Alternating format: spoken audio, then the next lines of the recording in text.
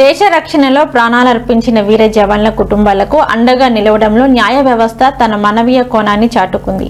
ఆంధ్రప్రదేశ్ రాష్ట్ర న్యాయవాది సేవా అధికారి సంస్థ ఆదేశాల మేరకు శ్రీకాకుళం జిల్లాలో సుమారు 2.5 దశాబ్దాలుగా పెండింగ్ లో ఉన్న ఓ మాజీ సైనికుడి కేసును జిల్లా న్యాయ సేవాధికార సంస్థ విజయవంతంగా పరిష్కరించింది. జిల్లా సైనిక్ బోర్డు కార్యాలయంలో జరిగిన కార్యక్రమంలో హరిబాబు మాట్లాడుతూ దేశానికి సైనికులు అందించే సేవలు వెలకట్టలేమని కొనియాడారు. వారి కుటుంబాలకు ఎదురయ్యే న్యాయపరమైన ఇబ్బందులను తొలగించేందుకు ప్రభుత్వం న్యాయ సేవాధికార సంస్థ కట్టుబడి ఉందని తెలిపారు.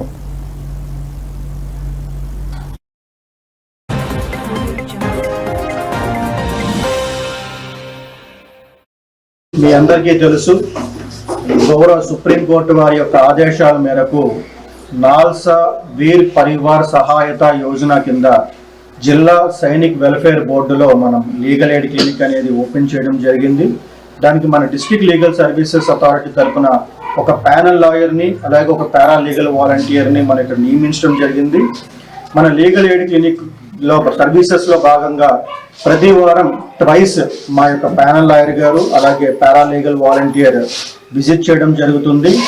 ఇక్కడికి ఎక్స్ సర్వీస్ మెన్ వారికి ఉచిత న్యాయ సహాయము అలాగే లీగల్ అడ్వైజెస్ అనేవి ఇవ్వటం జరుగుతుంది.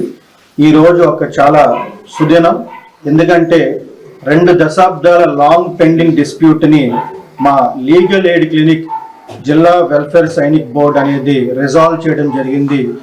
ఆ యొక్క ఇష్యూ గత 10 సంవత్సరాల నుంచి నలుగుతుంది.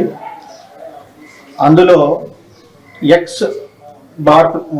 ఎక్స్ ఏజీపీ అలాగే బార్ ప్రెసిడెంట్ అయినటువంటి పాతపట్నం గేదెల సూర్యం గారు అలాగే మా శ్రీకాకుళం బార్ ప్రెసిడెంట్ తంగిర